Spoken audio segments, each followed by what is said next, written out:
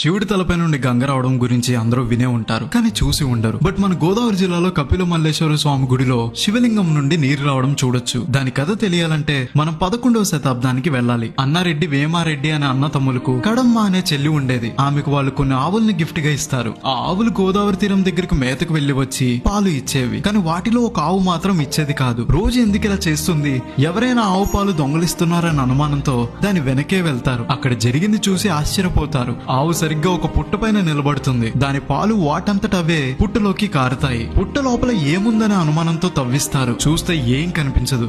ఆ కోపంలో గుణపాన్ని ఒక చోట గట్టిగా దింపుతారు. అది రాయికి తగిలి అక్కడున్న వాళ్ళందరూ స్పృహ తప్పిపోతారు. అప్పుడు ఒక మాయా ఆకారం వచ్చి ఇది కపిల మహర్షి చేసిన తపస్సు వల్ల వెలిసిన శివలింగం అని చెప్తుంది. అది రాయి కాదు, మహిమగల శివలింగం అని వాళ్ళు తెలుసుకుని ఆ పుట్ట ఉన్న చోటే గుడి కడతారు. ఇప్పటికీ ఆ గుణపం తగిలిన చోట నుండి నీరు కొంచెం కొంచెంగా వస్తుంది. అది గోదావరి ఎక్కువగా ఉన్న టైంలో మాత్రమే మనం గమనించగలం. ఈ కపిల మల్లేశ్వర స్వామి టెంపుల్ ఈస్ట్ గోదావరి రావులపాలెంకి 15 కిలోమీటర్ల దూరంలో మల్లేశ్వరం అనే ఊరిలో ఉంటుంది. ఇలాంటి మరిన్ని వీడియోస్ కోసం గోదావరి స్టేషన్ ని ఫాలో అవ్వాలి మరి.